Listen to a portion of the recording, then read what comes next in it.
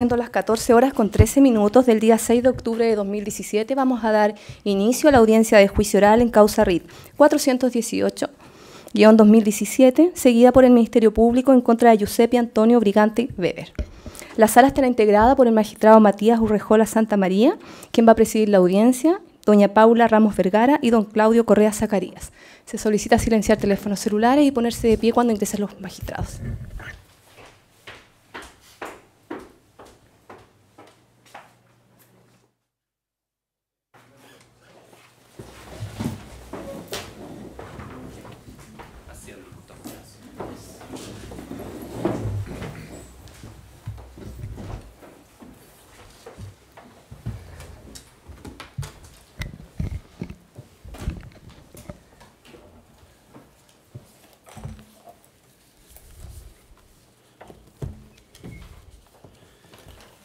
Buenas tardes.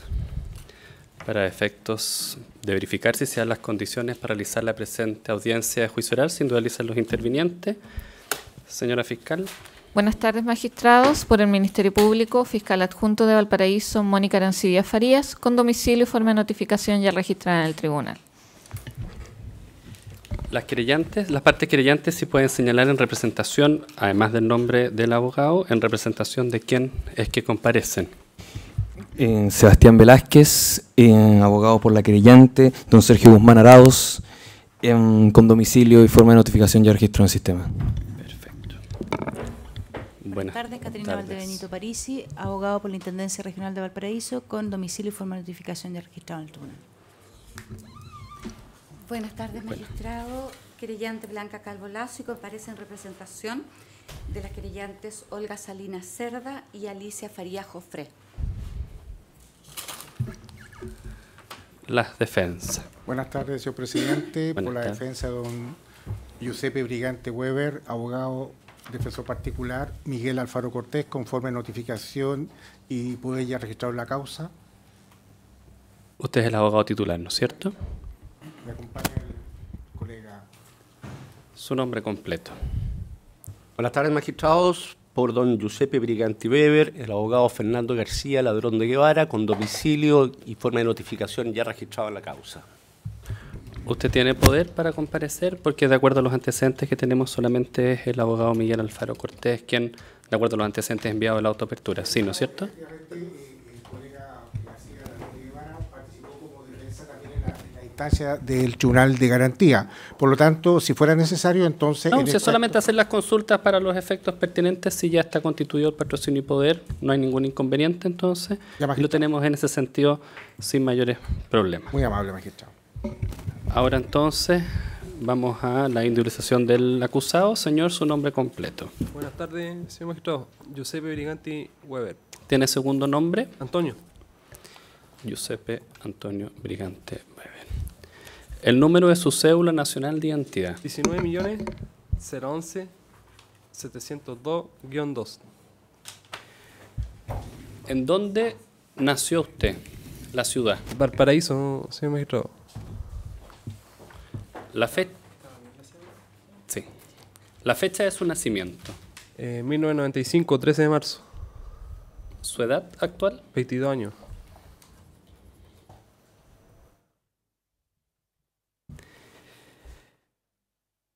Profesión, ocupación u oficio. ¿A qué se dedica usted? Ayuda a mi papá. ¿En qué era empleado? ¿Trabajaba en algo en particular? Vendíamos y comprábamos autos. Comerciante, vendedor y comprador de autos. Estudios completos. ¿Hasta qué curso tiene? Hasta cuarto medio, señor magistrado. Cuarto medio cumplido, sí. Rendido. ¿Su estado civil? Soltero. ¿Su domicilio? Molina 332. ¿Eso en qué ciudad queda? Valparaíso. Aquí en la ciudad de Valparaíso.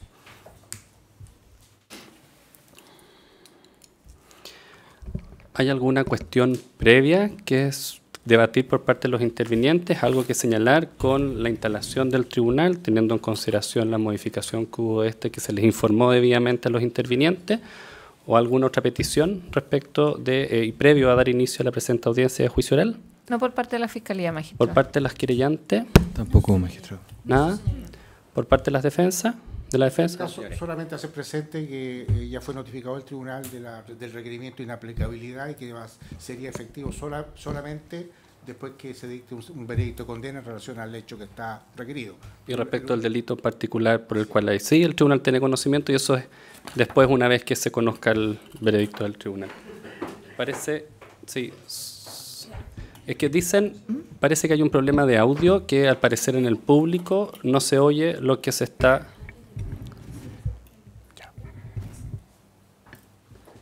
Sí, pero se oye en general los otros sin ningún inconveniente. ¿Sí? Perfecto. Entonces se le pide a los intervinientes más aún, más que por el registro de audio, que hablen directamente al micrófono, es para los efectos del público, entendiendo que tenemos entonces el sistema de protección para los efectos de que pueda oír y la publicidad respectiva de la audiencia de juicio oral.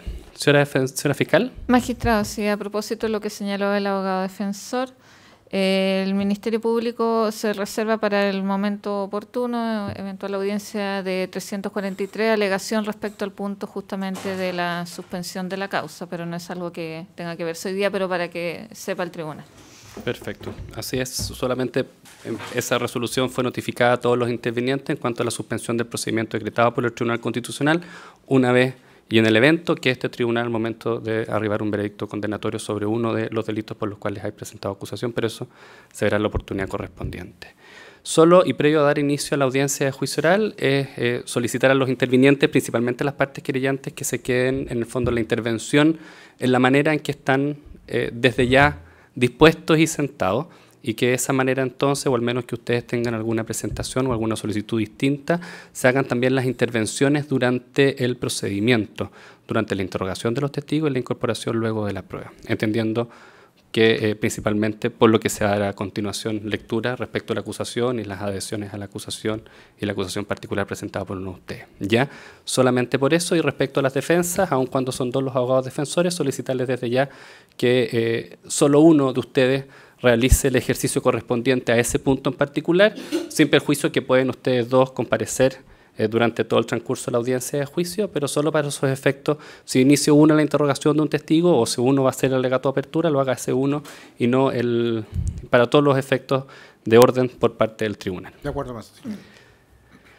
No viendo entonces ninguna cuestión previa que debatir, se da por iniciada la presente audiencia de juicio oral. Señor Briganti, se le van a hacer algunas advertencias para que ponga atención. En primer lugar, usted debe estar atento y debe oír y presenciar todo lo que se va a desarrollar durante la audiencia de juicio oral. Usted tiene derecho a estar presente durante todo el desarrollo de la audiencia de juicio y, en el caso que usted lo solicite, se puede autorizar para salir a una sala contigua. En este caso, por estar usted a disposición de Gendarmería de Chile, se le puede autorizar a salir al sector de calabozo. ¿Ya? Eso, si tiene alguna necesidad, alguna urgencia, se puede autorizar sin ningún inconveniente y el tribunal sigue adelante sin su presencia, y en el caso que usted vuelva, el tribunal, en este caso el juez presidente, yo le voy a informar lo que ha sucedido en su ausencia. Desde ya se le hace presente que por la extensión que pueden tener las audiencias durante el transcurso del día, se hacen recesos, por lo tanto se le recomienda que esté presente durante todo el desarrollo de la audiencia de juicio oral. Sí, señor magistrado. Usted tiene derecho a que su defensa sea ejercida por un abogado.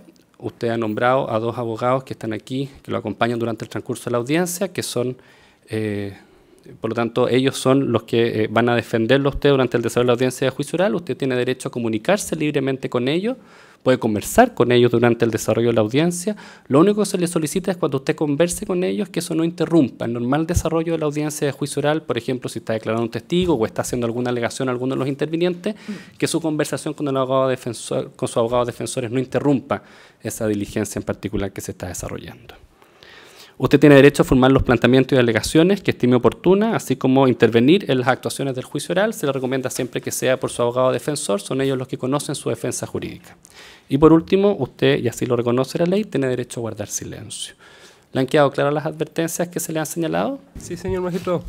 Siendo así, entonces, se procede a dar lectura a la acusación. Para que ponga atención y pongan atención los intervinientes, estos son los antecedentes por los cuales se conoce la presente audiencia de juicio oral.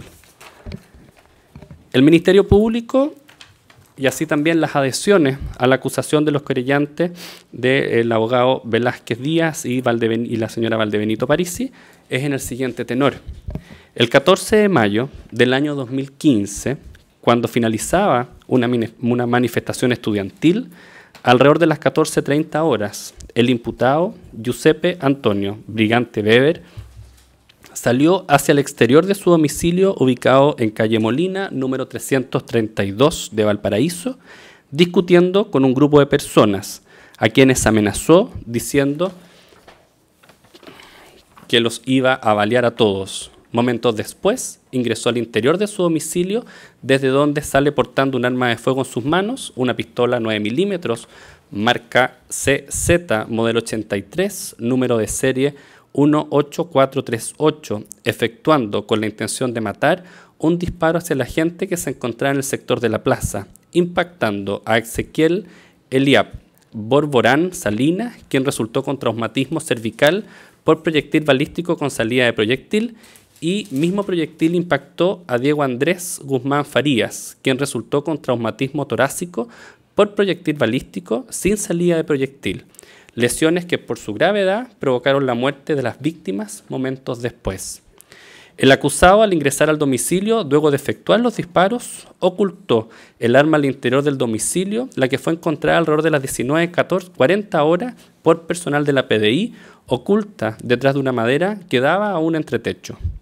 Al registrar el domicilio del imputado, en su pieza, personal de la PDI encontró más de 5 millones de pesos y en la cocina, en un contenedor, se encontró 42.14 gramos de cocaína, más unas pesas y contenedores para dosificar la droga.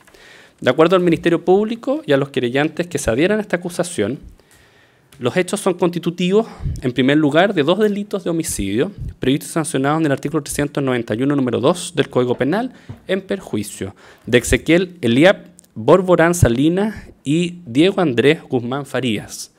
En segundo lugar, un porte y tenencia de arma de fuego previsto en el artículo 9 en relación con el artículo 2 de la ley 17.798 en relación con el artículo 17b del mismo cuerpo legal. Y en tercer lugar, un microtráfico previsto y sancionado en el artículo 4 de la ley 20.000. Señala el Ministerio Público y los querellantes que se adhieren a la acusación fiscal que todos los delitos se encuentran en grado de consumado.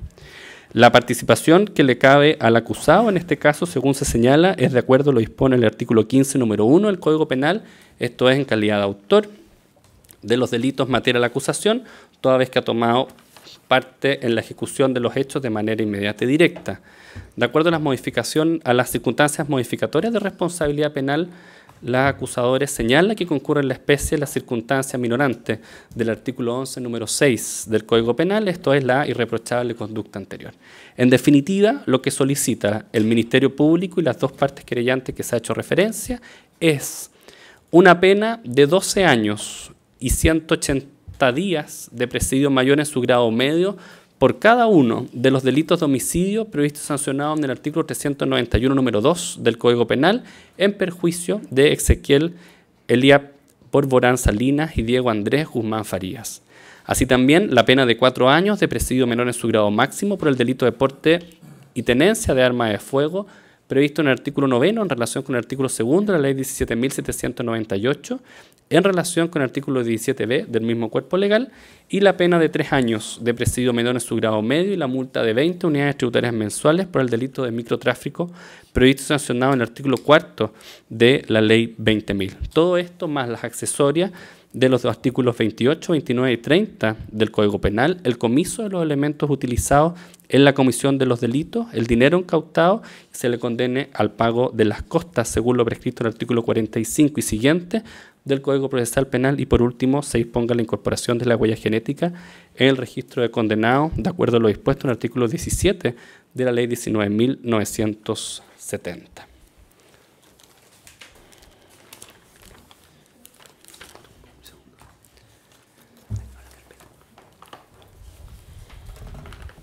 Que por su parte se ha presentado acusación particular por la querellante, la abogada doña Blanca Calvo Lazo.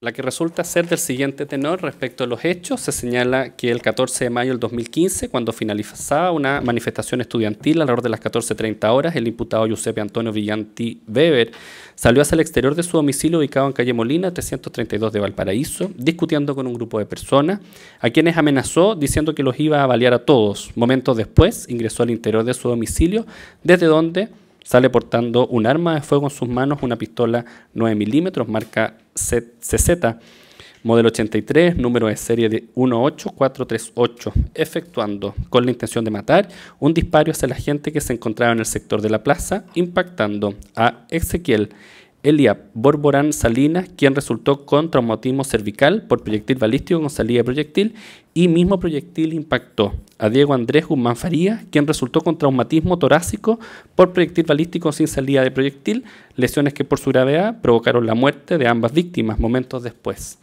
El acusado, al ingresar al domicilio, luego de efectuar los disparos, ocultó el arma al interior de este, la que fue encontrada alrededor de las 19:40 horas por el personal de la PDI, oculta detrás de una madera que da al entretecho.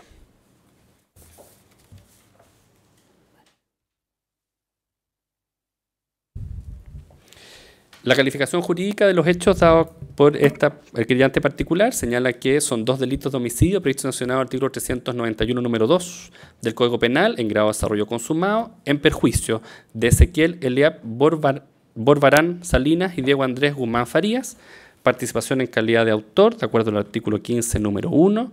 En cuanto a las circunstancias modificatorias de responsabilidad, también señala que concurriría a la irreprochable conducta anterior contemplada en el artículo 11, número 6 del Código Penal, y respecto de la pena a solicitar por los delitos por los cuales se está acusando, se señala que solicita se aplique la pena de 15 años de presidio mayor en su grado medio por cada uno de los delitos de homicidio previsto sancionado en el artículo 391, número 2 del Código Penal, en perjuicio de Ezequiel Eliab Borbarán Salinas y Diego Andrés Guzmán Farías, y las demás accesorias de los artículos 28, 29, 30, comiso del arma utilizada y la condena en costas más la incorporación de las huellas genéticas. Siendo eso entonces los hechos de la acusación, se le da la palabra a los intervinientes para los efectos de los alegatos de apertura. Señora fiscal, tiene la palabra. Gracias, magistrado. Ezequiel Borbarán Salinas, de 18 años, y Diego Andrés Guzmán Farías, de 25 años de edad, eran 2 jóvenes estudiantes de esta región que no se conocían entre ellos. Sin embargo, ambos tuvieron un mismo destino, un trágico destino en común que se desencadenó luego de esta manifestación, esta marcha que hubo por la educación y a la que ellos concurrieron, a manos del imputado Giuseppe Briganti Weber. Fue él quien, con un arma que mantenía en su domicilio, magistrados, disparó en contra de la gente que se encontraba al frente de su domicilio. Magistrados, el imputado no disparó en una playa solitaria, no disparó en un bosque o en una calle sin gente. Disparó alrededor de las 14 horas en Valparaíso, frente a su casa, cuando estaba terminando una marcha. Claramente, con el poder de esa arma, pistola 9 milímetros que él disparó, era perfectamente posible, y lamentablemente lo fue, que impactara más de una persona. Porque es muy distinto disparar en las condiciones ya referidas, en un lugar solitario, en un bosque desierto, que dispararle a gente que está una al lado de otra, una frente a otra. Diego y Ezequiel no estaban haciendo nada en el momento que recibieron el disparo. Estaban parados mirando. Y el imputado, sin tener ningún motivo, ninguna justificación, magistrados, les dispara y les causa lesiones de tal entidad que le ocasionaron la muerte. Estos hechos, magistrados, se van a probar en juicio con la diversa prueba que va a presentar la Fiscalía. Este es el delito principal, obviamente, sin perjuicio que hay otros de los que me haré cargo. ¿Y con qué pruebas concurrirá la Fiscalía?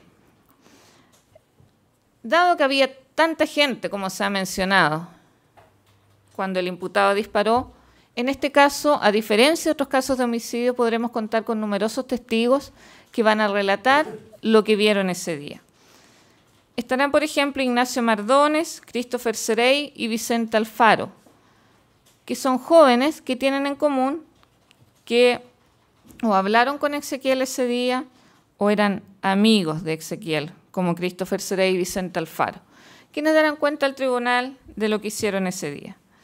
Se contará con el testimonio de Manuel Morales, Ángelo Zambrano, que son dos personas que también estuvieron en el lugar. Don Ángelo era un trabajador de estacionamiento, de una empresa de estacionamiento, y por eso estaba en el lugar. Y él además conocía, ubicaba al menos de vista y por algunos apodos, tanto al imputado como a su padre.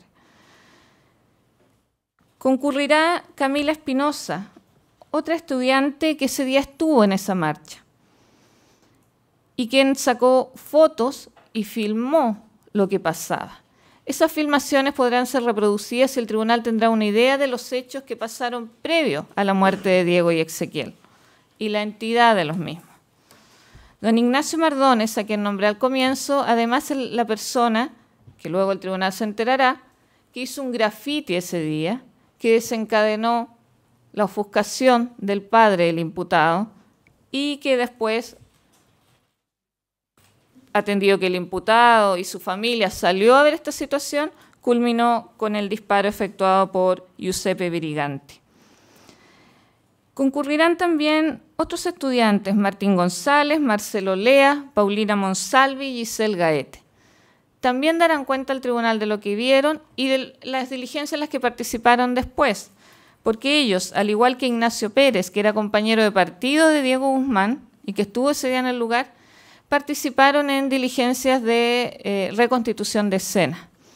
Y esa reconstitución permitió, entre otras cosas, a la investigación y permitirá, entendemos, al tribunal tener una idea de lo que ocurrió ese día claramente y tener claridad, además, de lo que vieron los testigos, desde dónde lo vieron, porque es relevante para los efectos de la acción desplegada por el imputado y justamente su intención de matar. Con esos testigos que he señalado, el tribunal podrá conocer que efectivamente esto comenzó por un grafiti que había hecho don Ignacio Mardones, que se produjo una discusión, pero en el curso de esta discusión también podrá conocer el tribunal, don Ignacio Mardones le pidió disculpas al padre del imputado, ofreció hasta reparar esa pared que había sido afectada por este grafiti. Pero no bastó, siguió ofuscado. Llegó Giuseppe a hablar ahí al lugar, quien también comenzó a discutir con las personas que estaban y luego finalmente entra, saca el arma y dispara. Concurrirá a esta audiencia don Eduardo Novoa, que es el dueño del arma, y quien dará cuenta al tribunal cómo es que hace tiempo atrás se la prestó al padre del imputado y este nunca se la devolvió, diciendo que esa arma se había extraviado. Estará también en esta audiencia don James Joffre, que es una persona que estaba trabajando en un edificio cercano al lugar de los hechos, a calle Molina. Y desde ahí, junto a otra persona, pudo ver parte de los hechos. Y desde ahí fue que se filmó una imagen que es de vital importancia para la investigación y para el juicio.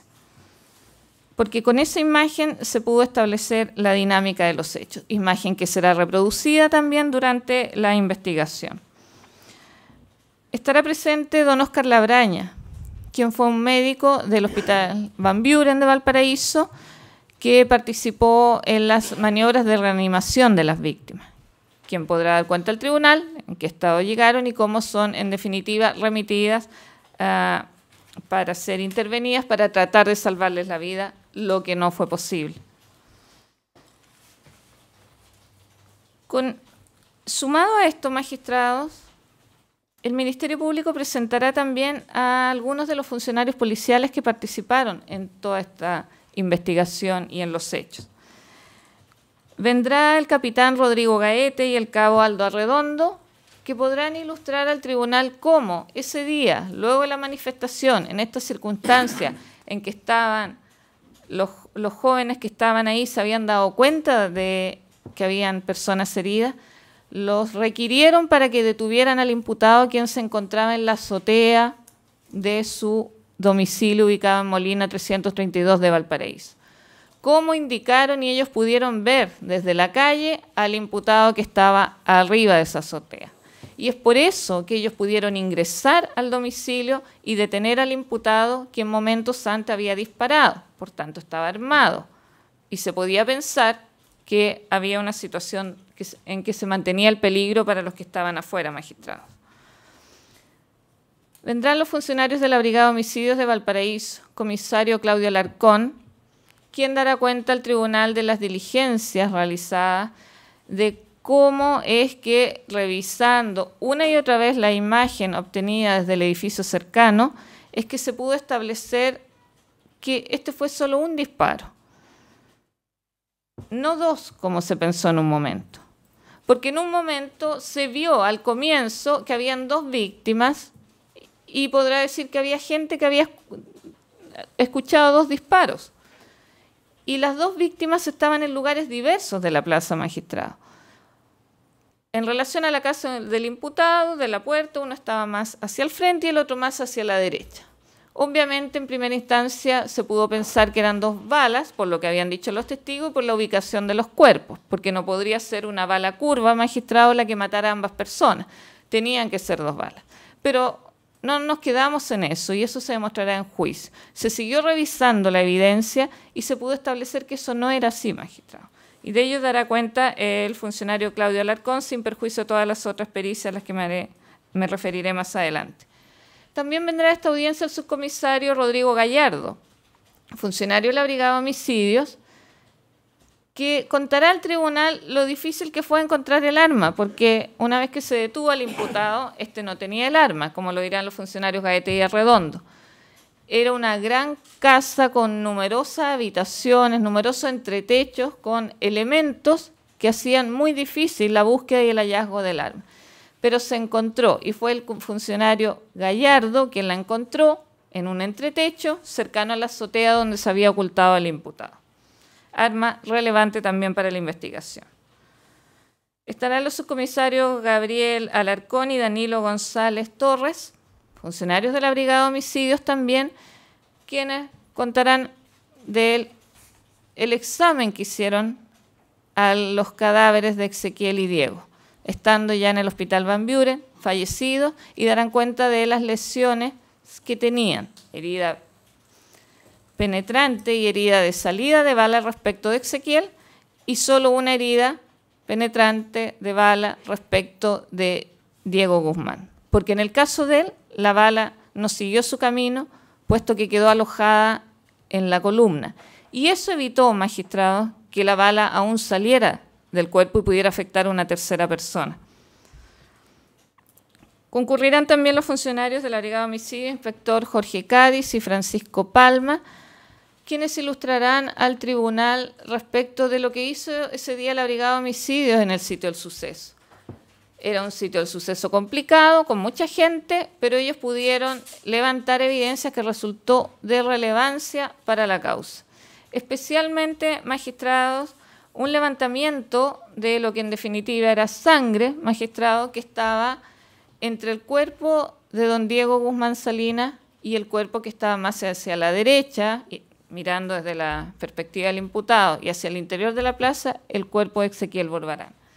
En ese camino se encontraron manchas, que en definitiva fueron analizadas por los peritos Leal, Monzó y Morales, que también concurrirán a este juicio, en la que se pudo determinar primero que efectivamente había ADN, que era de una persona, que en este caso era Ezequiel, y por tanto, ya no solo con mirar y revisar una imagen es que podemos afirmar que Ezequiel efectivamente estaba frente a Diego, Primero en la línea de tiro del imputado Giuseppe Briganti estaba frente a Diego, y cuando recibió el impacto, él logró, a diferencia de Diego, quien por tener el arma en la columna cayó desplomado ahí mismo, magistrado, Exequiel pudo avanzar.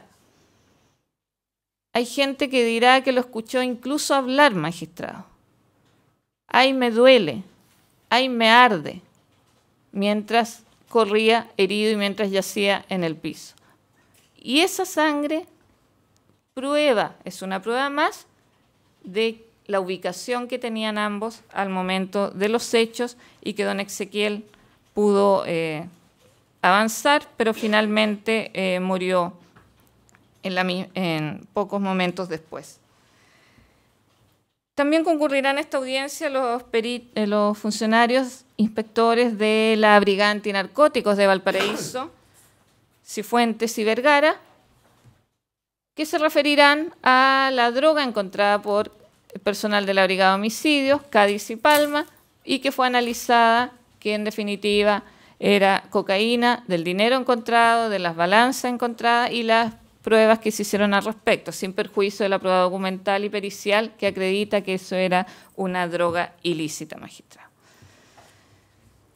Sumado a estas personas que he señalado, concurrirán diversos peritos a este tribunal, quienes darán cuenta de cada una de las pericias de su especialidad.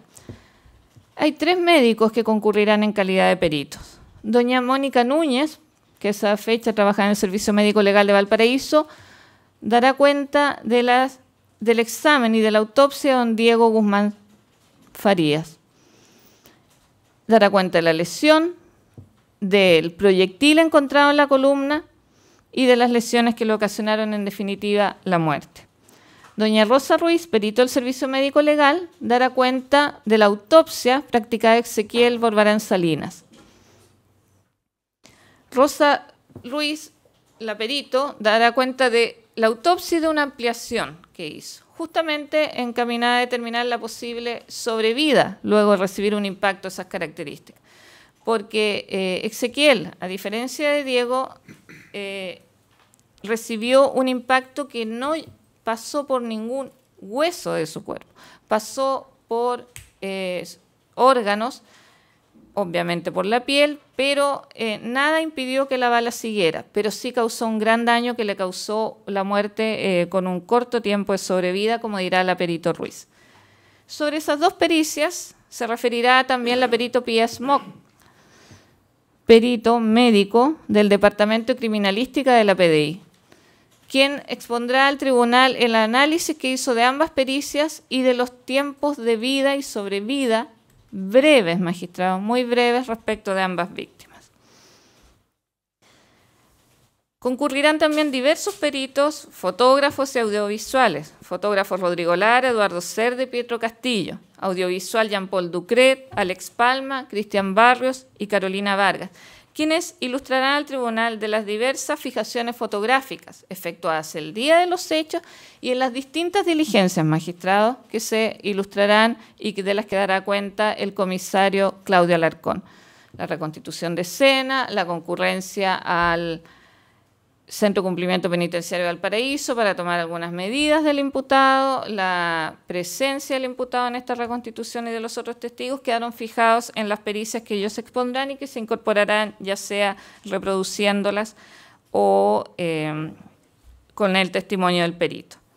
También concurrirán planimetristas, peritos planimetristas, doña Adelina Bisbal y doña Larinka Lobos.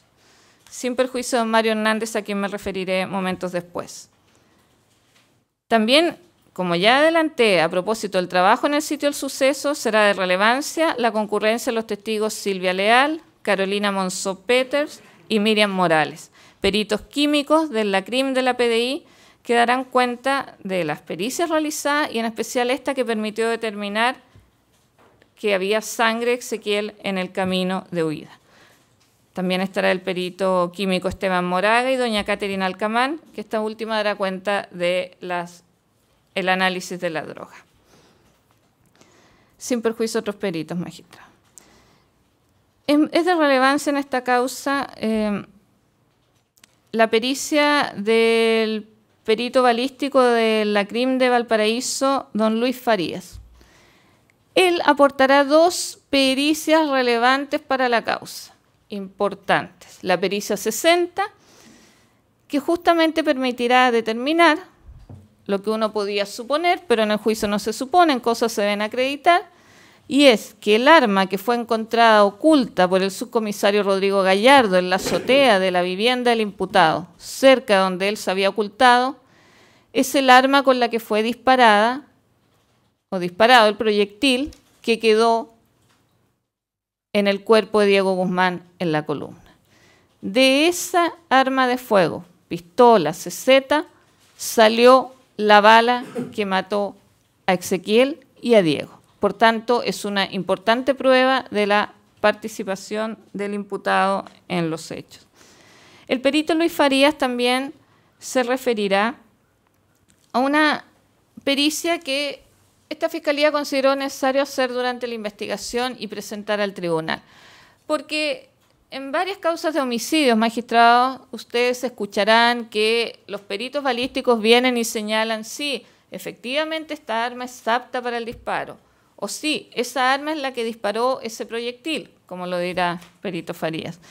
Pero en esta causa, que es compleja, necesitamos acreditar que efectivamente un proyectil de una pistola 9 milímetros es capaz de impactar a 2 cuerpos.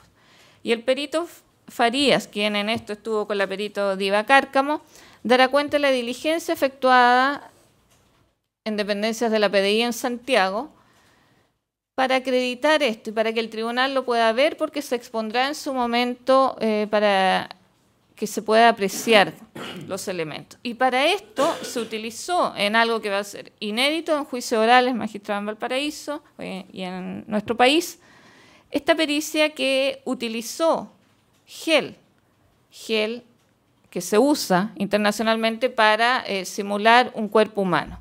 Y dará cuenta cómo, tratando de reproducir las condiciones de ese día en cuanto a distancia entre Ezequiel y Diego, a las vestimentas que usaban, cómo es que se dispuso de los gel y se disparó por parte del perito Farías con el arma que fue encontrada en el domicilio del imputado Giuseppe Brigante.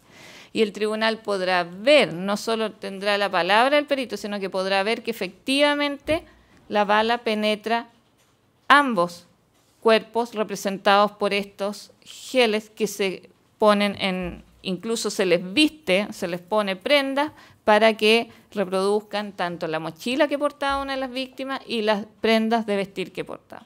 Esa es una prueba importante, magistrados, que permitirá acreditar lo que la Fiscalía sostiene, que es un impacto de bala mató a ambas víctimas. El perito Mario Hernández, a quien me había referido antes, también dará cuenta de una pericia relevante en relación a la dinámica de los hechos, magistrado, la pericia 43, planimétrica, que en definitiva tiene lo que se llama una infografía, que es una representación audiovisual de las diversas versiones que se dieron, incluyendo la versión del imputado, magistrado. Sabemos que tiene derecho a guardar silencio en juicio, pero obviamente se incorporará lo que él aportó durante la investigación, lo que dijo, la versión que dio, y en esta infografía, esta pericia 43, será claro que no coincide con las versiones de los testigos que estuvieron ese día en el hecho y que participaron en la reconstitución también: Ignacio Pérez, González, Solea, Paulina Monsalvi y Giselle Gaeta, quien ya hizo referencia. Esa pericia permitirá ver al tribunal cómo son de distintas las versiones y son entre las del imputado y las de los testigos, y que la versión de la Fiscalía es la que reproduce y representa los hechos como ocurrieron. Porque eso también está en la pericia del perito Farías, en la pericia 19. Las distintas versiones. Es distinto disparar al aire. Es distinto disparar hacia el cielo que disparar hacia el frente en un ángulo de 90 grados. Y eso estará representado y se analizaron todas las posibilidades, magistrados. De eso dará cuenta el perito Farías. No es que acá la Fiscalía se centró en una versión y descartó sin justificación otra. Se dará cuenta que por las pericias es que sostenemos, más las imágenes, que los hechos ocurrieron como decimos. Porque no queremos que quede duda, magistrado. La ley dice, más allá de toda duda razonable. Nosotros no queremos que quede duda.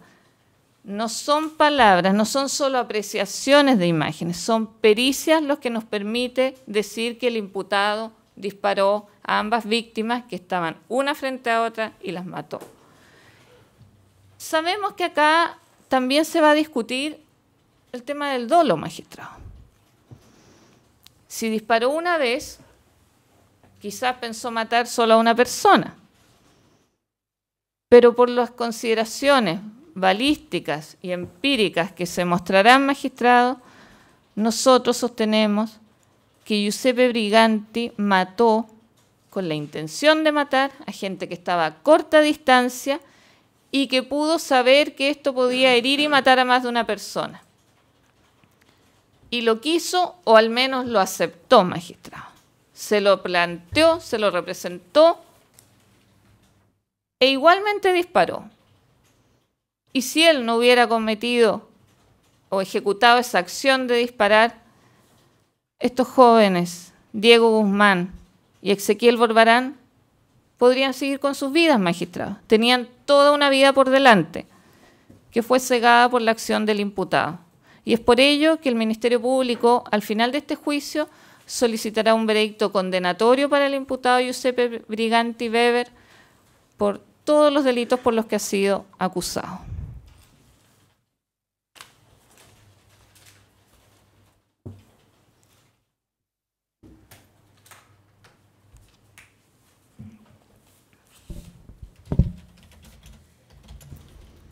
Señor Velázquez.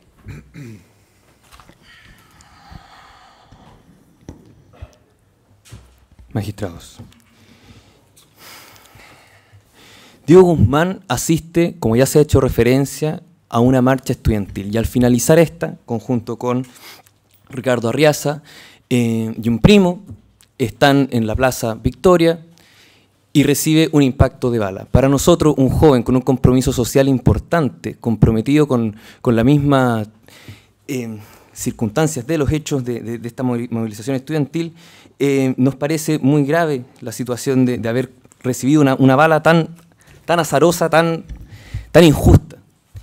En ese contexto tenemos la necesidad, en conjunto con el Ministerio Público, obviamente, de que no quede duda razonable de ningún tipo de que este homicidio fue perpetrado por el imputado en circunstancias que también permiten tener una gran cantidad de testimonios. Además y reiterando lo que señaló el Ministerio Público sobre los informes periciales y las investigaciones, la infografía y ese tipo y el resto de las pruebas que están presentadas, particularmente el testimonio de Ricardo Arriaza y Ignacio Pérez, que son los compañeros de Diego Guzmán. Para nosotros, la determinación jurídica del delito de homicidio es evidente y la participación en la calidad de autor de imputado también resulta en la misma circunstancia. Por lo tanto, nosotros esperamos probar en este juicio y esperamos también en una sentencia condenatoria. Señora Valdebenito. El 14 de mayo del año 2015 se realizó en la ciudad de Valparaíso una marcha más de estudiantes como muchas otras se habían realizado y se siguen realizando en la ciudad. Dicha actividad estuvo autorizada, como todo este tipo de actividades, por la autoridad provincial y se realizó en el tradicional trazado de calles que tienen este tipo de actividades, o sea, de Plaza Sotomayor al Parque Italia. Una vez al término de esta actividad, y como es habitual también, se produjeron incidentes. Es en ese minuto que aparece Carabineros con su carro a lanzagua dispersando a los manifestantes. Y todos los manifestantes que estaban en ese sector del Parque Italia huyen y corren a distintos lugares. Y generalmente, como sucede habitualmente en este tipo de marcha, establecen los jóvenes como lugar de reencuentro una vez que actúa Carabineros y Fuerzas Especiales, tanto la Plaza Victoria como la Plaza Simón Bolívar, que es la que está al costado de la Plaza Victoria.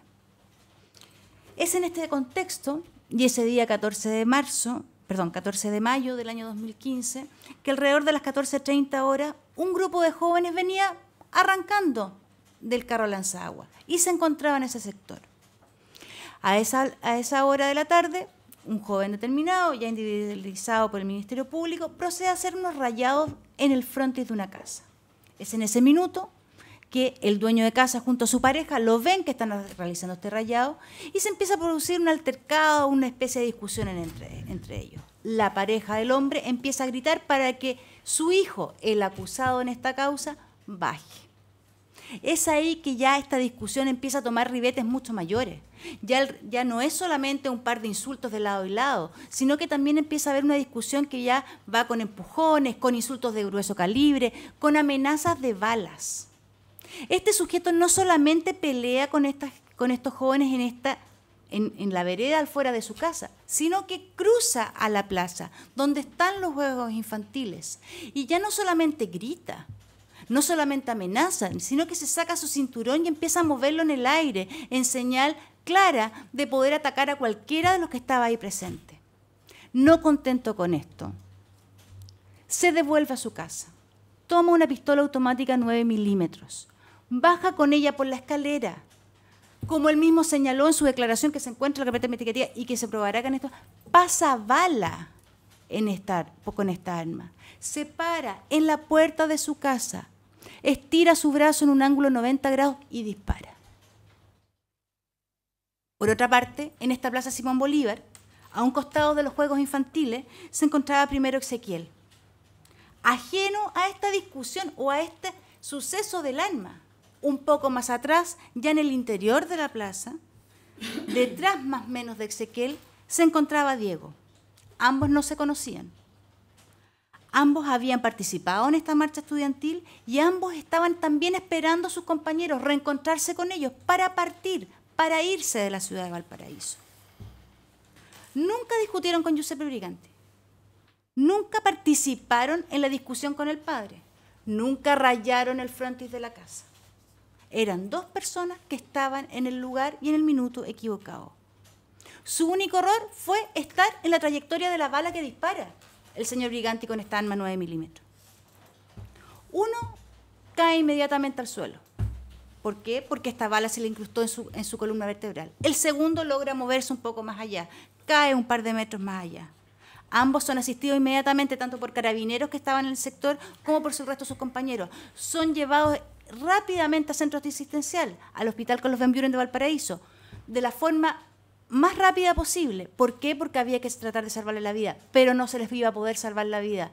¿Por qué? Porque la herida producida por esta sola bala a los dos afectó gravemente órganos vitales. Por lo tanto, no hubiera sido posible bajo ninguna circunstancia haberle salvado la vida. Una vez que el señor Briganti realiza estos disparos, huye nuevamente al interior de su vivienda y corre al tercer piso.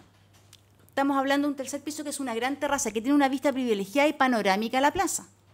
Desde ahí ve todo lo que está sucediendo, ve todo el altercado y al darse cuenta de que tenía aún el arma en la mano, la esconde. Arma que también sabía que había sido adquirida de manera irregular. Esa arma no era un arma que la tenía él en su poder bajo las normas que se necesitan para tener un arma de fuego. Una vez que se logra la detención del señor Briganti y una vez que se logra encontrar el arma, no solamente se encuentra el arma, sino que también se encuentran 42 gramos de clorhidrato de cocaína y otros elementos que sirven para el tráfico de esta sustancia ilícita. Estos dos crímenes que se cometen contra dos jóvenes de 18 y 25 años, uno estaba ingresando a la universidad, el otro estaba ya haciendo su práctica profesional, o sea, tenían más que una vida por delante, estaban recién iniciando su vida. No solamente lesionó la vida y el bien jurídico, vida que protege nuestro ordenamiento jurídico, sino que también este crimen lesionó, por otra parte, garantías que están consagradas en nuestra Constitución, como son el derecho a manifestarse, como son el derecho a reunirse. Estas personas venían saliendo de una actividad autorizada por las autoridades. Por lo tanto, las circunstancias tanto anteriores, coetáneas y posteriores demuestran por parte del acusado un total desprecio por no solamente la vida, sino que otra serie de garantías y derechos que tenemos como ser humano. Se demostrará que el acusado disparó para herir a quien sea. No le importaba a quién herir, no le importaba si hería a la persona que rayó o no rayó, discutió o no discutió. Él quería herir. Y ese acto mismo de disparar demostró su total conocimiento acerca del manejo de las armas de fuego. No se puede denegar eso al respecto. Y hay otro hecho más grave aún. Este sujeto dispara en la puerta de su casa. Frente a su casa hay una plaza de juegos de niños, pero no es cualquier plaza. No estamos hablando que es la plaza de juegos que se encuentran en todos nuestros barrios de la ciudad. No, es una plaza de juegos bastante especial que tiene unos juegos mecánicos de larga data en Valparaíso, la cual es concurrida por muchos niños de distintas edades y que generalmente tiene niños. Y él sabía de esa circunstancia porque vive al frente. Es muy ilógico decir que él no sabía que en esa plaza se juntan niños habitualmente. Es por eso que estos delitos tienen que ser sancionados y sancionados con el máximo rigor de la ley. Porque estos delitos no solamente violentó y afectó gravemente a las familias y a la comunidad escolar, estudiantil de estos muchachos, sino que también afectó gravemente a la sociedad en su conjunto. En su minuto, esto fue un hecho gravísimo. Y es por ese motivo que la Intendencia Regional solicita a este Tribunal de Juicio Oral en lo Penal que se condena al señor Giuseppe Briganti Weber a las penas ya solicitadas, no solamente por el delito de homicidio, sino que también por el delito de microtráfico y el porte ilegal de arma de fuego. Muchas gracias.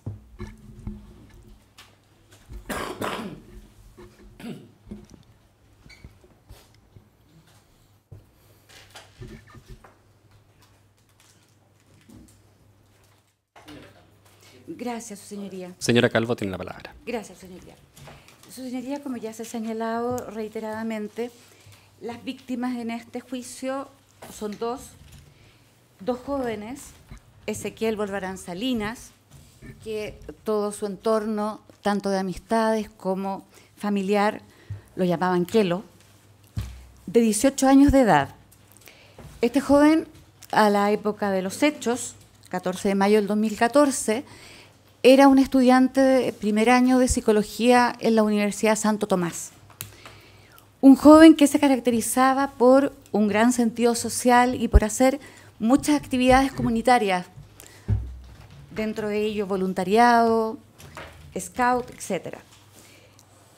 El otro joven, Diego Guzmán Farías, que también un estudiante de 24 años de edad, no había cumplido los 25 todavía, estaba a punto de cumplirlo, también estudiante de la Universidad Santo Tomás, estudiante de la carrera de prevención de riesgo, estaba haciendo su práctica profesional y además también con un gran sentido social, un gran espíritu de ayuda, pero también tenía otra característica bastante particular, un joven amante de la música.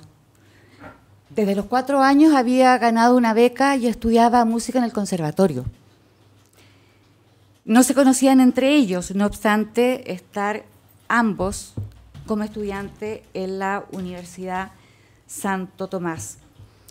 Como ya también se ha dicho, los hechos ocurrieron el 14 de mayo, en este contexto de la marcha, el 14 de mayo del 2015, en que en el contexto de esta marcha, que ya se ha repetido varias veces, así que no voy a entrar en esa situación, ellos estaban en la plaza mirando, ya la marcha había terminado, sin participar en ninguna situación de lo que estaba aconteciendo en el lugar, solo mirando ya hacia la calle, viendo qué pasaba, y en ese momento se había producido esta discusión que ya se señaló respecto de un joven que había hecho un graffiti en la muralla del domicilio del padre del acusado, que también es el domicilio del acusado.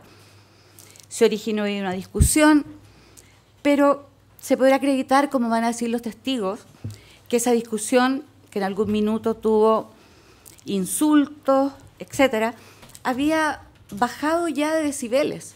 Era una discusión en que las cosas se habían calmado bastante, porque incluso el joven que había hecho estos rayados había ofrecido pintar la muralla. Y había otro joven que también va a venir a aclarar que medió la situación diciendo que no era para tanto, que se calmaran los ánimos.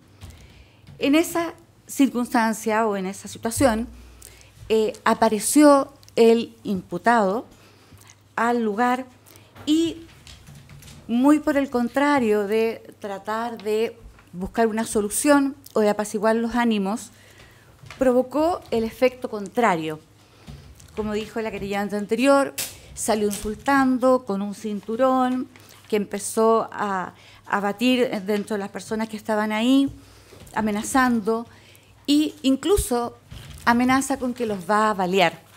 E ingresa nuevamente a la casa y sale con un arma de fuego, que las características de la misma ya han sido descritas por la Fiscalía.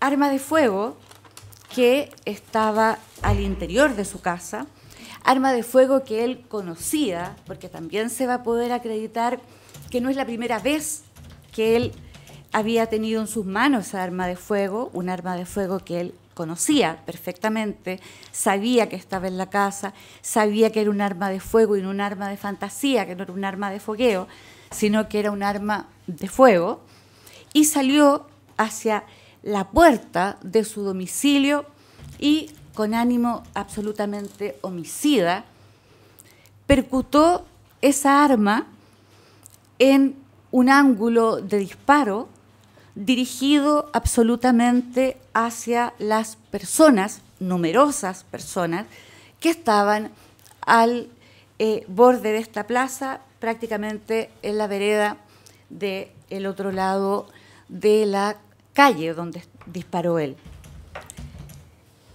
Lo anterior, su señoría, será acreditado por numerosos testigos, testigos que estaban en ese lugar y que pudieron ver todas las secuencias de lo que pasó, desde cómo existe esta discusión previa, después qué ocurre, cuando aparece el imputado, cuál es la conducta que tiene el imputado, después cómo el imputado ingresa a la casa, saca esta arma, cómo aparece con el arma, cómo pasa bala del arma y, lo más importante, desde dónde dispara, con qué ángulo efectúa ese disparo y hacia dónde va dirigido ese disparo. Se hizo en la investigación, como ya lo dijo el Ministerio Público, una reconstitución de escena. Y en esa reconstitución de escena, obviamente participaron varios testigos que pudieron ubicar perfectamente el lugar donde se encontraban las víctimas, el lugar donde se encontraba el imputado, el lugar desde donde el imputado disparó, el ángulo de ese disparo, versión que se contradice con lo mismo que dice el imputado en esa misma diligencia de reconstitución de escena. Si bien el imputado tiene derecho a guardar silencio, esa reconstitución de escena que recoge su posición, la forma en que supuestamente él dice que disparó, obviamente que es parte de esa diligencia. Esa reconstitución de escena claramente le va a señalar y va a ilustrar al tribunal que la versión que da el imputado en esa diligencia respecto a su ubicación, respecto a hacia dónde disparó y respecto del ángulo de disparo, no se condice con las leyes de la física y el resultado que en definitiva nos convoca a este juicio, que es el homicidio de estos dos jóvenes. También, su señoría, va a haber numerosa prueba respecto de pericias balísticas que nos dirán de qué tipo de arma se trata, nos dirán las características de esa arma, nos dirán cómo esa arma coincide con el proyectil que se encontró en el cuerpo de Diego. Por lo tanto, va a ser un hecho indubitado que el proyectil que se encontró en Diego Guzmán corresponde a un proyectil percutado por esa arma. También van a haber pruebas en que nos dirán qué pasó con esa arma posteriormente, dónde fue encontrada, cómo fue encontrada. Fue un arma que, como ya lo dijo el Ministerio Público, costó bastante encontrarla, porque no era un arma que simplemente estaba dentro de la casa, sino que era un arma que estaba escondida, cerca, en el lugar de la azotea y detrás de unas maderas. Por lo tanto, hubo que hacer toda una inspección del lugar para poder encontrar el arma.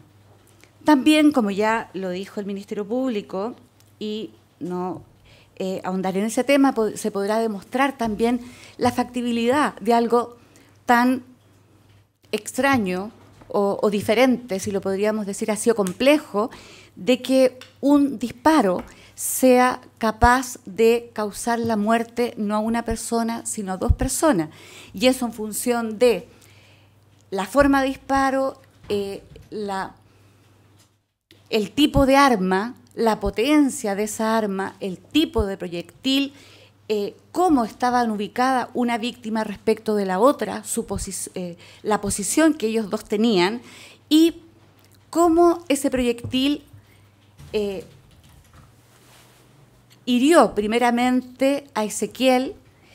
El lugar por donde entró y salió ese proyectil, zonas blandas del cuerpo que permitió que el proyectil tuviera entrada y salida, cómo ese proyectil pudo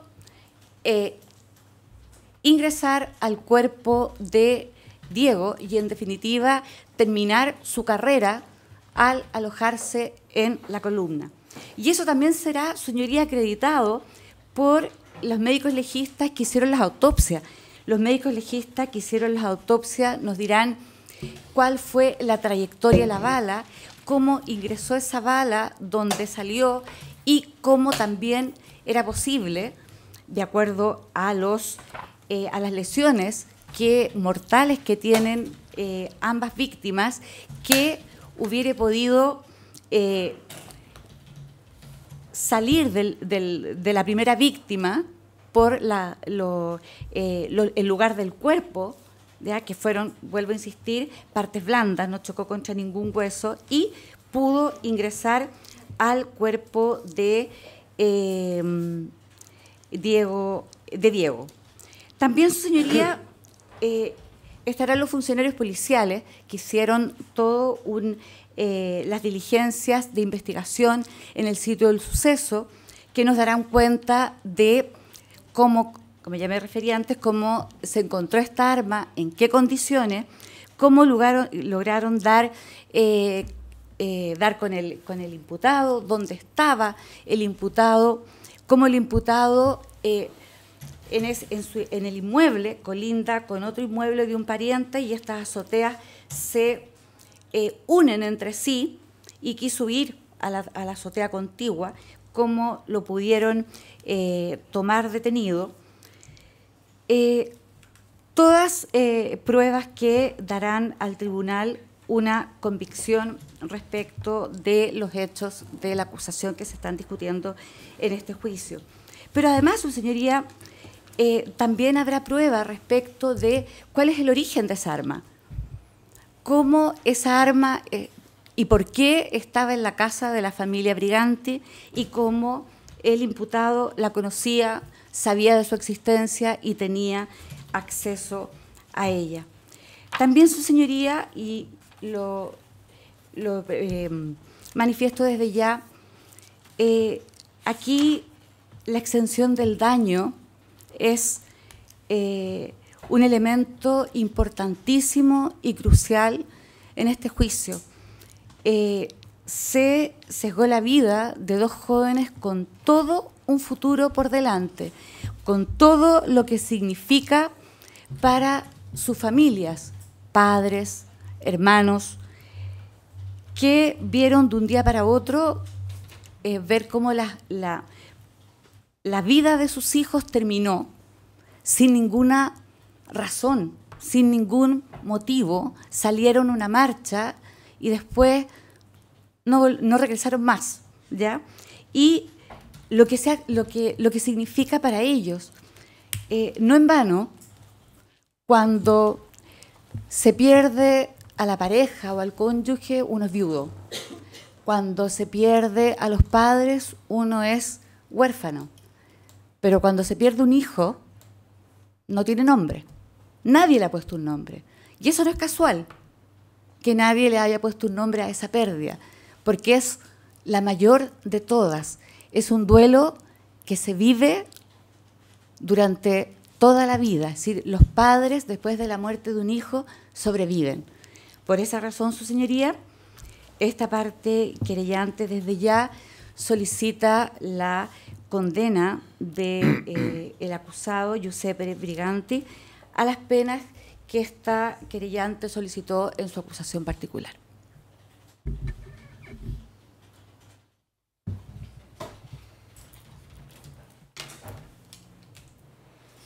Tiene la palabra la defensa para los efectos del alegato de apertura. Señor Gracias. Alfaro, ¿será usted quien la...? Sí, señoría. Sí, tiene la palabra. Muchas gracias, señor presidente, honorable Tribunal Oral Lo Penal de Valparaíso.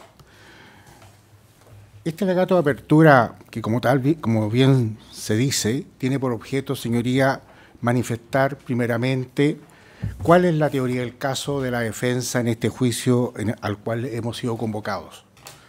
En primer lugar queremos decir, señoría, que esta defensa está absolutamente consciente de la tragedia que ocurrió el día 14 de mayo del 2015 en el lugar de calle Molina, frente a la Plaza Simón Bolívar. No podemos abstraernos a esa situación. Es una tragedia. Todos los que estamos presentes, salvo el imputado, nunca estuvimos probablemente ese día en el lugar de los hechos. Todo lo que nosotros relatamos, conocemos, las circunstancias de los hechos provienen fundamentalmente de las declaraciones del imputado, testigo, perito, de toda la investigación que se hace al respecto. Pero sí es un hecho que el marco, el contexto dentro del cual se produce esta tragedia es justamente la marcha o la protesta que se realiza el día 14 de mayo, convocada por la CONFECH, la tercera o cuarta protesta, ¿cierto?, por una lucha, ¿cierto?, por una educación gratuita y de calidad, etc. Como todos sabemos, a esas protestas son convocadas muchas personas, estudiantes, universitarios de enseñanza media, partidos políticos que se convocan para realizar y presenciar los actos de esa protesta. Eso fue así ese día 14 de mayo. Y como es normal en estas protestas, porque no podemos negar que las protestas en Valparaíso han sido extremadamente violentas, más de algunas ya incluso con hechos juzgados por este tribunal, se produce el enfrentamiento natural con las fuerzas de carabineros. Estaban ese día convocados fuerzas especiales, que estaban fundamentalmente ubicadas en la calle Pedromón. Como es sabido, y como lo han reconocido los otros colegas que me han antecedido, los que se enfrentan a carabineros generalmente después son repelidos por el carro lanzagua, por el carro lanzagases, y en definitiva se convocan y se reúnen, tal como lo han señalado los testigos que declararon esta causa, en la Plaza Victoria y en la Plaza Simón Bolívar, que es la plaza que la antecede, que se encuentra hacia el lado de la Avenida Brasil, donde efectivamente funciona un parque de juegos infantiles desde hace muchos años. Pues bien, hay que pensar, señoría, que estas personas que se reúnen en ese lugar no se reúnen a pasear ni a comer helado, están ahí preparándose o reuniéndose para seguir enfrentándose con la fuerza pública. Esa es la realidad.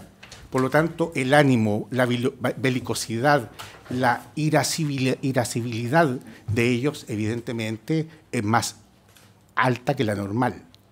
En ese contexto, señores de este Tribunal Oral en lo Penal, el padre de mi representado, don José Briganti, que vive frente a la Plaza Simón Bolívar, en un edificio que es de su familia, que tiene, como se ha dicho, un oficio antiguo, de 3 pisos, que acababan de pintar con un proyecto que consiguieron a través del municipio, porque querían vender, llega aproximadamente a las 14 horas en su vehículo, en compañía de su hijo Bruno, de 10 años, y de su pareja, doña Graciela Rojas. Llegan al lugar, él se estaciona, el auto donde él venía aparentemente se recalentó. Se da cuenta que hay mucha gente alrededor, consigue una botella con agua para echarle agua al radiador del auto en el que venía, y en ese instante él se percata de que habían 3 jóvenes así, pintando grafitis en la puerta de la esquina de Brasil con Molina del edificio del cual es comunero. Obviamente esto lo molestó y se lo dijo a estos jóvenes y los gritoneó y probablemente los insultó. Es una persona, mi representado, de 50 años, que además padece de un problema de diabetes bastante agudo, que claramente todos sabemos que eso a veces también produce cierta alteración en el carácter de las personas. Bueno, en este intercambio de palabras, probablemente no con palabras muy, digamos, muy académicas, recíprocas entre él y los jóvenes, se produce, ¿cierto?, una suerte de gritoneo, y el padre y mi representado les tira una botella con agua, que por supuesto no queda ni cerca. ¿Qué hacen estos jóvenes? Recogen la botella y se la vuelven a tirar encima. Eso hace que el padre representado cruce la calzada hacia el lado de la plaza, donde hay, según los dichos de Ignacio Pérez, creo que se llama uno de los testigos, habían aproximadamente 400 a 500 personas reunidas. ¿Qué hacen estos jóvenes que presencian esta discusión reyerta? Salen en defensa de esos grafiteros, es lo natural. ¿Y de qué forma salen en defensa? No a decirle, señor, por favor, compórtese, qué sé yo, guarde la calma. Decir, por ejemplo, que un grafitero le haya dicho, mire, deme una brocha para pintarle la casa, son decires. Porque la verdad las cosas es que lo que se produjo en ese instante fue una discusión fuerte, donde hubieron lanzamientos de objetos sobre la persona del padre, mi representado, don José Brigante, quien además no andaba solo, andaba con su hijo de 10 años y andaba con su pareja, doña Graciela Rojas. O sea, estaban siendo atacados los 3. De manera tan violenta, de tanta agresividad, que doña Graciela Rojas, ¿qué hace? Cruza hacia la casa, hacia su casa, al número 332 que da hacia una escala, porque en el segundo piso de ese edificio está su departamento. ¿Y quién estaba en ese departamento plácidamente durmiendo a las 14 horas? Don Giuseppe Briganti Weber, a la sazón de 20 años recién cumplido, es decir, un joven. ¿Y qué pasa con él? Es despertado con los gritos de auxilio de doña Graciela Rojas, que le gritaba que su padre estaba siendo agredido al frente en la plaza. Eso es lo que le gritó. Y este joven despierta a las 14 horas con esos gritos de auxilio. ¿Qué hace? Se pone un pantalón, se pone unas alpargatas y baja con la misma polera con que estaba durmiendo. ¿Y qué es lo que ve? Ve a su padre rodeado de jóvenes en la plaza del frente, quienes, por supuesto, no estaban conversando con él, sino que le estaban gritando, agrediéndole y tirándole objetos. ¿Qué hace este joven? Corre al frente a socorrer a su padre y a su hermano, que estaban rodeados por esta turba. Era una turba, no era un grupo de jóvenes aislados ni nada por el estilo. Evidentemente se vio sobrepasado. Él empujó a una persona que estaba en ese instante sujetando a su padre. Reacciona en defensa de su padre, de su hermano de 10 años y de la pareja de su padre. Eso fue lo que pasó. Pero era tanta la gente que se juntó en esa parte.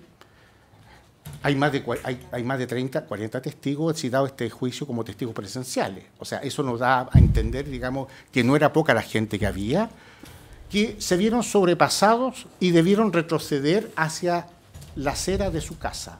Y ahí se quedaron contra la muralla. Don Giuseppe,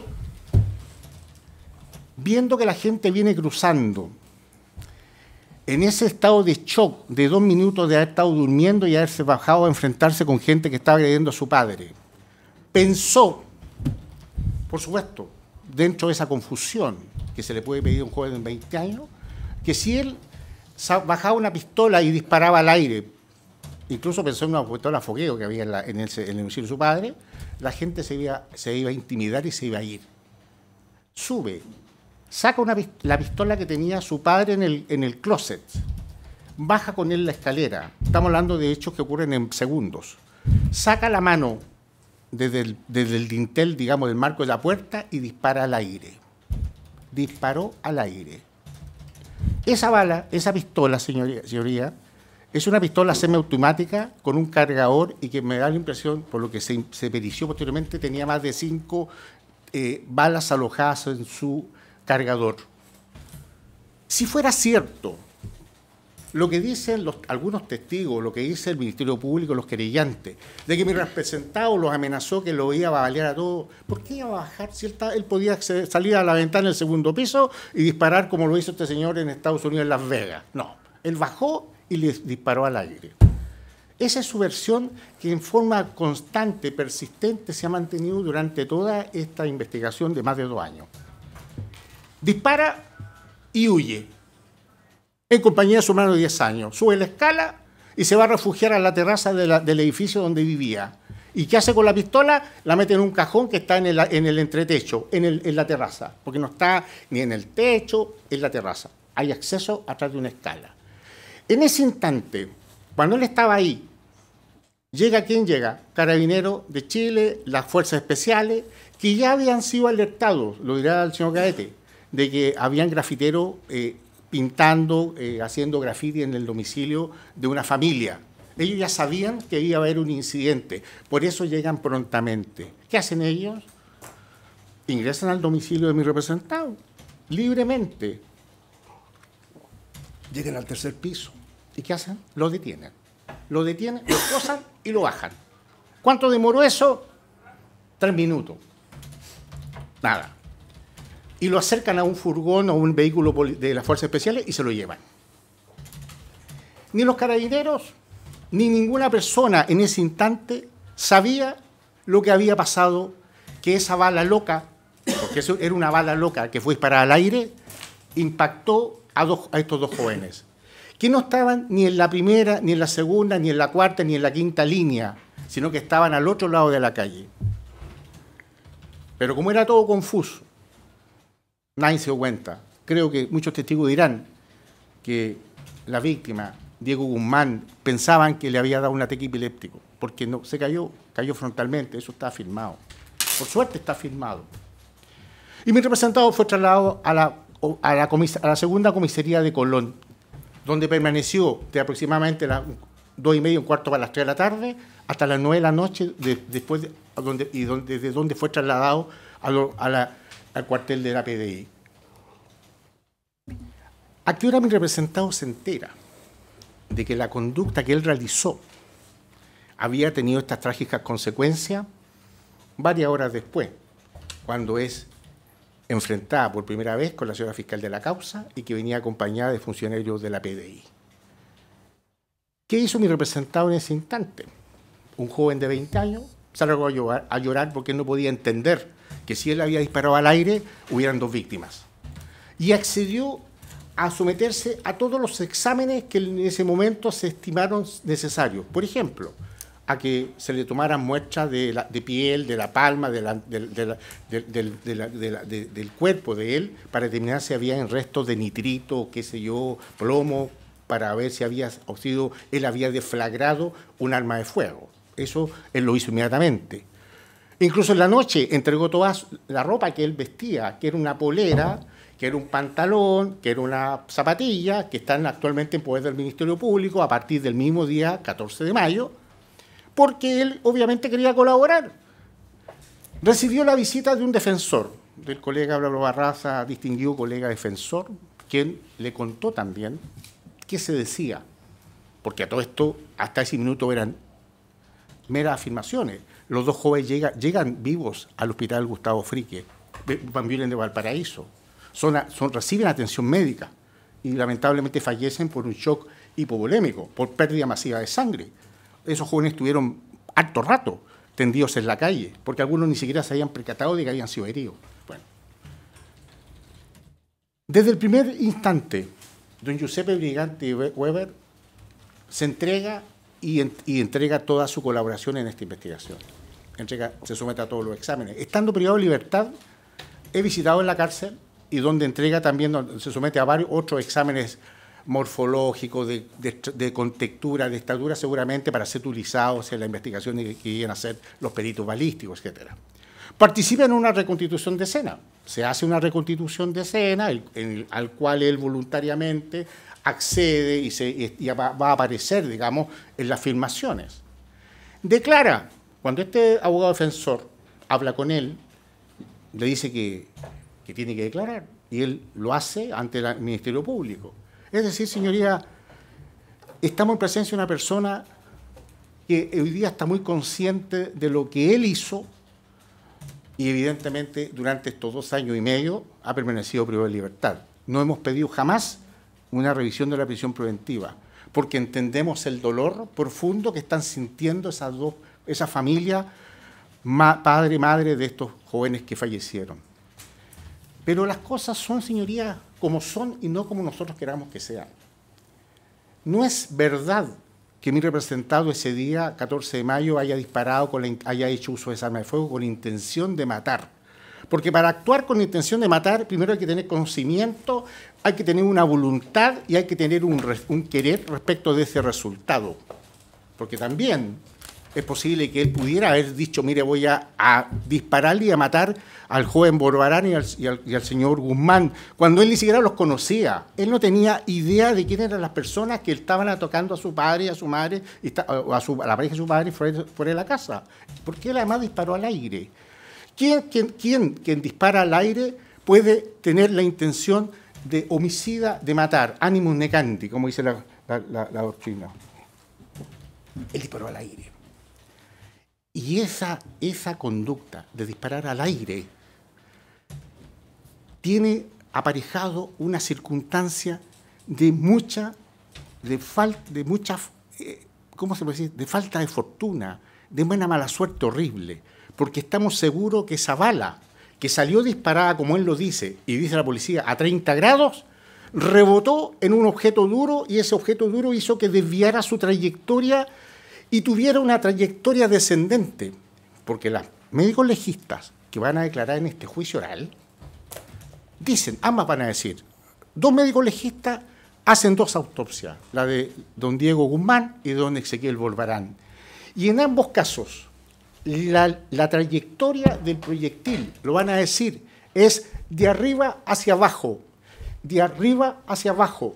no levemente descendente, no descendente, de arriba hacia abajo. ¿Cómo es posible que si una persona dispara frontalmente en un ángulo de 90 grados, esa bala a 20 metros de distancia va a tener esa trayectoria descendente, de arriba hacia abajo? La única explicación posible es que esa bala haya golpeado algún objeto y haya rebotado. ¿Se investigó eso? Yo diría que no con mucha profundidad.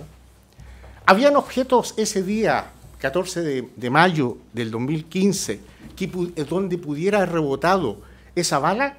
Sí, en medio de la calzada, a todo lo largo de la calle Molina, existían 2 cables que no pueden ser considerados como cables, son verdaderas metales gruesos, que se llaman las catenarias, que es una palabra que me ha costado aprenderme, pero es así, catenarias. ¿Qué son las catenarias? Son los cables por donde se transfiere la electricidad a los trolebuses y tienen, señoría, un diámetro de aproximadamente 1 centímetro y son absolutamente sólidas y de cobre. Esas catenarias, señoría, estuvieron instaladas en esa cuadra hasta el día 28 de septiembre de este año. Están retiradas, pero aparecen en todas y cada una de las fotografías que se tomaron, tanto por los peritos, tanto por los planimetristas, fotógrafos y también, por supuesto, por las que este abogado acompañó. Y aparecen, señoría, en la página del Google Earth, porque por esas circunstancias de coincidencia del destino, Google Earth fotografió esa calle Molina, en esa cuadra, en el mes de junio del año 2015. O sea, menos de un mes de ocurridos estos hechos. Y están ahí para que todos los veamos. ¿Y sabe lo que pasa, señoría ilustrísima? Señoría del Tribunal Oral o Penal, que dicen los peritos, nosotros nos hicimos cargo de todas las posibilidades y las descartamos.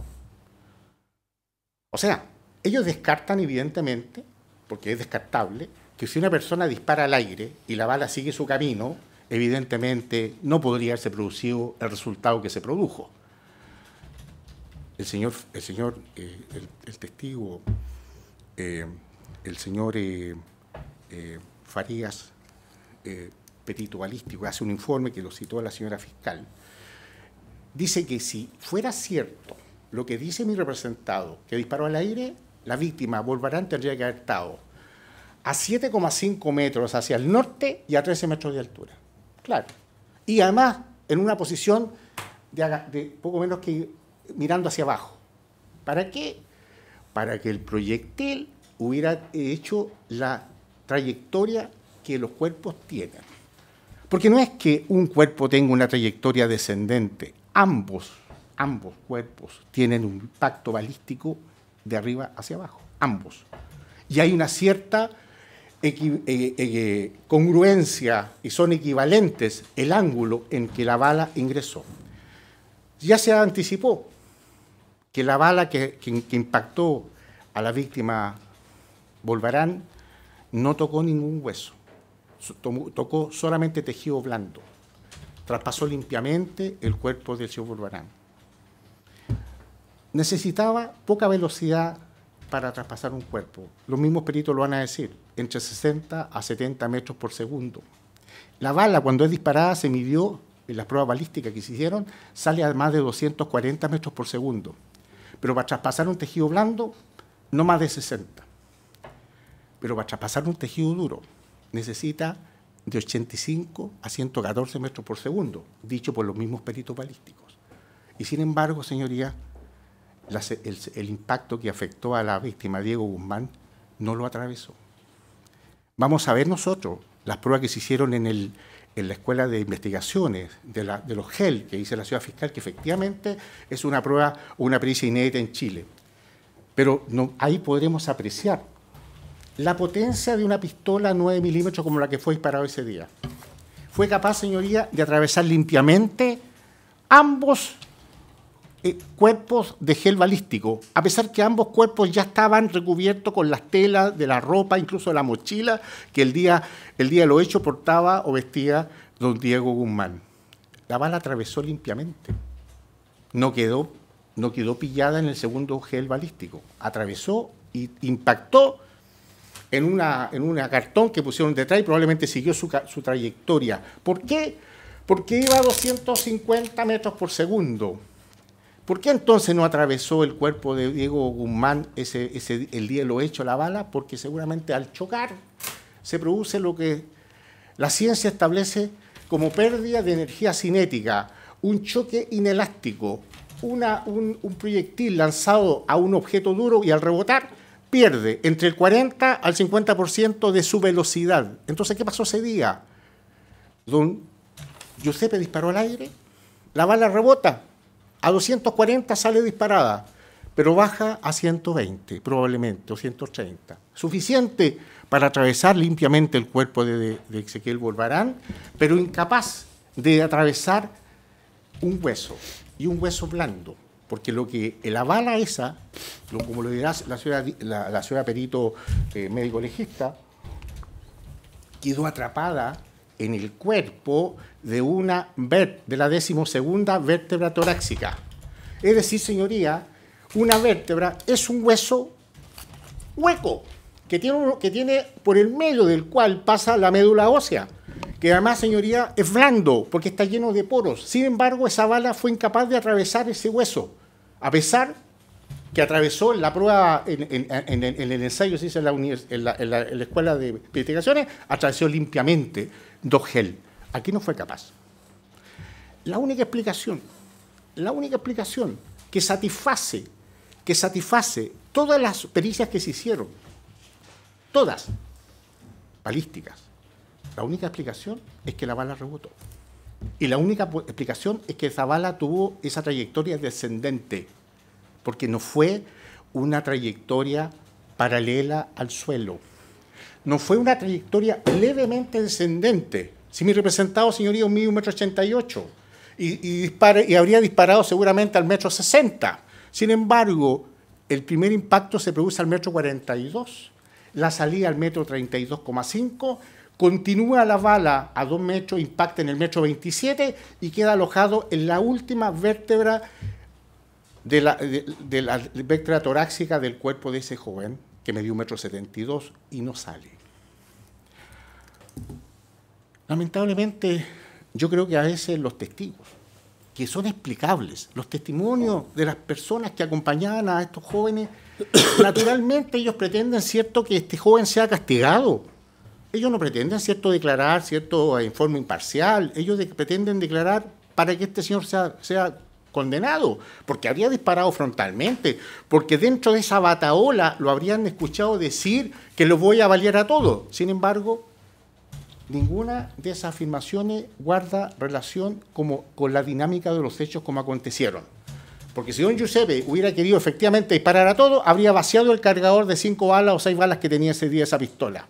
Si él hubiera querido realmente impactar a alguien, habría subido se habría quedado en el segundo piso y habría disparado de una ventana. No baja a la calle y dispara al aire.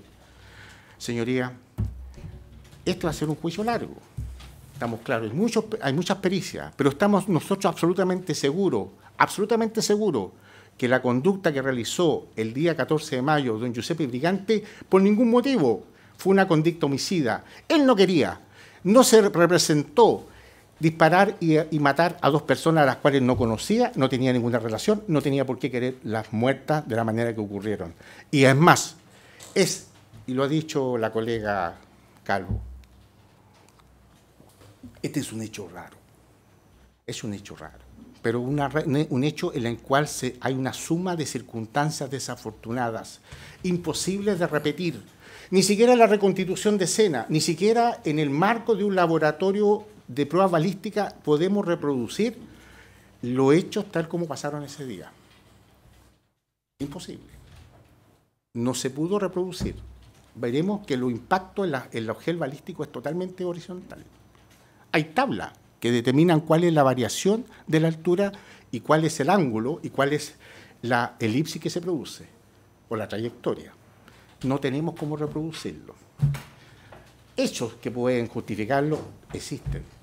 No se investigaron adecuadamente. Pero eso no por eso, señoría, vamos a establecer algo que la ciencia, que los hechos acreditados científicamente y empíricamente nos van a decir. Y eso nos va a decir que lo que pasó ese día 14 de mayo fue una tremenda, una terrible, una horrible situación desafortunada, en que esa bala rebotó y tomó una trayectoria fatal que no podía haber tomado. Y con esto quiero ir acercándome al final. ¿Se analizó esa bala? Se analizó. La ciudad de Cárcamo, que va a declarar, hizo un informe y revisó ese proyectil.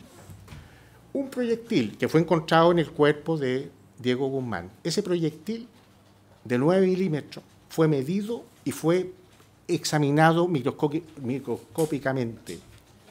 ¿Y qué dice la señora Diva Cárcamo? Dice, el proyectil no tiene mucha deformación elástica o plástica, es decir, no se deformó. Sí es un proyectil que tiene que tener 6 estrías y 6 campos, porque esa es la figura que le imprime el ánima del revólver cuando se dispara, en este caso la pistola cuando se dispara, que le da la dirección y el giro. Ese proyectil solamente tiene 3 campos y 3 estrías. Dice, el resto del manto aparece arrastrado, gastado, como consecuencia de haber golpeado algo duro. Algo duro. Duro como la piel de una persona, duro como la ropa, como la tela de la ropa que vestían las víctimas, tal vez como la tela de la mochila, no. Algo duro como algo suficientemente capaz de gastar y rayar un blindaje de una bala encamisada, que es un latón, que es tan duro como el hierro. Esas cosas, esa parte de ese informe no aparece en las conclusiones finales. Sin embargo, cobra relevancia dentro de esta posible realización de los hechos, cómo efectivamente pudieron ocurrir. Si esta bala rebotó, evidentemente alguna seña del rebote tiene que quedar impreso en esa bala, y lo tenía. Por eso digo, es una tragedia. ¿El rebote pudo haber existido? Sí. ¿Y están los elementos para demostrarlo? Sí, en todos los elementos que el Ministerio Público va a traer al juicio. Por eso digo que yo, como abogado defensor, descarto absolutamente la teoría o la posibilidad del homicidio intencional. Aquí hay 2 muertes, efectivamente. Hay que determinar, ¿cierto?, que jurídicamente frente a qué tipo de conducta estamos. ¿A un dolo eventual? ¿A un cuasi delito? Eso, señoría, es la discusión final dentro de este juicio, después que escuchemos toda la prueba que se va a rendir. En relación al delito de porte ilegal de arma de fuego, señoría, no haremos cuestión. Creemos que ese día, efectivamente, mi representado, tal como lo ha reconocido desde el primer día, efectivamente manipuló y disparó un arma de fuego. Y en relación, señoría, al microtráfico o tráfico de pequeñas cantidades de droga, la imputación es clara. Mi representado fue sacado de su casa aproximadamente a las 14:30 horas por carabineros. Nunca más ha vuelto de ese día a su casa. La droga esta fue encontrada aproximadamente a las 19 horas dentro del contexto de buscar el arma, evidentemente que estaba en un cajón, en el muro de la casa, y esa droga fue encontrada, señoría, en un mueble de cocina del departamento donde vive don Giuseppe junto a su padre, a la pareja de su padre y a otras personas. No tiene ninguna vinculación con esa droga. Por lo tanto, señoría, pediremos su absolución respecto de él en cuanto a ese ilícito por falta de participación, porque no hay ningún antecedente que permita imputar a mi representado del delito de microtráfico. Ni siquiera, señoría, porque se ha querido señalar que aquí se incautó en su pieza la suma de 5.450.000 pesos. Efectivamente, y nosotros desde el primer instante tratamos de demostrar ante el Ministerio Público que el origen de ese dinero fue la venta de 2 automóviles hechos, uno con 15 y uno con 25 días antes de lo hecho, y que estaban en ese lugar, en el domicilio, en la pieza de mi representado, porque el padre de él, que desconfiaba de su pareja, con la cual se había vuelto a juntar hacía un par de meses, tenía el temor que no se la entregara, que se la tomara, digamos, si puede decir. Y la tenía bajo su custodia. Eso es. Y tenía más de 500.000 pesos, producto de su ahorro, porque él trabajaba. ¿Qué hacía? Compraban autos, los reparaban, porque el padre de mi representado es mecánico, los pintaban y los vendían. Hacía menos dentro del mes anterior, el mes de abril, habían vendido 2 autos. Ahí, ese era el producto de ese dinero. Y además, señoría, don José Briganti, en la declaración que prestó ante la PDI, reconoció, señoría, que él era de su propiedad esa sustancia que fue encontrada en su domicilio, en la cocina de su casa, en un pote de polvo royal. Alegaremos, señoría, anticipo, señoría, que nosotros, en la defensa, sin perjuicio de la circunstancia atenuante del artículo 11, número 6, que ha reconocido el Ministerio Público en la acusación, que obviamente lo acredita, digamos, y que lo posee, y que favorece a mi representado. Claramente, señoría, aquí mi representado sí ha colaborado con la investigación y seguirá colaborando, señoría, para esclarecer los hechos de manera sustancial, como ha sido hasta la fecha. Y en tercer lugar, señoría, creemos que además mi representado debiera al final reconocérsele la circunstancia atenuante del artículo 11, número 1, en relación a la circunstancia al eximente del artículo 10, número 4, es decir, señoría, de haber obrado en legítima defensa de su familia y de su persona cercana de manera incompleta, evidentemente por falta de proporcionalidad del medio empleado para repelerlo. Eso, señoría.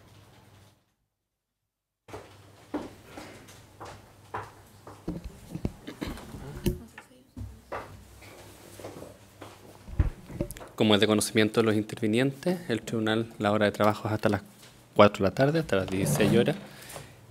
Por lo tanto, se hace un receso hasta el día martes a las 9 de la mañana y se les da cuenta desde ya que el horario de trabajo del tribunal será de aproximadamente entre las 9 y las 15:30 horas, entendiendo que posterior a la conclusión de la audiencia, los jueces seguimos trabajando en el desarrollo de este mismo juicio, en los apuntes que se van tomando y el análisis de la prueba, y en ese sentido entonces que el horario más o menos de funcionamiento va a depender, eso sí, de las declaraciones y cómo va a ir manejando principalmente la prueba de la señora fiscal, pero eso es para que desde ya los intervinientes tomen conocimiento entre las 9 y las 13, 15 o 16 horas, va a depender todos los días en razón de quién esté prestando declaración o cómo se está rindiendo el medio de prueba específicamente y especialmente para no cortar la declaración de alguno de los testigos durante el desarrollo del día para pasar al día siguiente. ¿Ya? ¿Si es así? ¿Sí? Evidentemente hay 48 testigos ofrecidos por la parte querellante, por el Ministerio Público, y mis testigos, que son 2, van a declarar, me imagino, al final de ellos, después de algunos días más. Entonces, quiero solicitarle que la autorización para que ya se presentaron hoy día, quedaron registrados para que sean dispensados de comparecer a las próximas audiencias digamos, que puedan asistir al juicio, pero en todo caso, para que puedan, digamos, coordinar, digamos, su comparecencia a través de la persona encargada del tribunal. Es su prueba, por lo tanto, usted tiene que coordinar con ellos el día de la comparecencia. Desde ya se van a hacer todas las gestiones y el tribunal entiende que por la extensión de la prueba vamos a ir coordinando durante el transcurso del desarrollo de la audiencia de juicio en qué momento más o menos se va a rendir tanto la prueba del Ministerio Público, si algún querellante va a presentar alguno de los medios de prueba, ya sea los particulares que se presenten, algunos que no presentan el Ministerio Público van a presentar, para que de esa manera los testigos efectivamente no estén durante el transcurso de la audiencia presentes, sino que se vayan programando de acuerdo a cuántos vayan a ser presentados a la audiencia de juicio, y claramente ellos deben saber y conocer que no pueden tener contacto con nadie de juicio y tampoco ver nada de lo que hizo relación con la audiencia de juicio. ¿Ya? Siendo así, entonces, se hace un receso hasta el día martes. Gracias, señoría. Yo voy el lunes. Sí.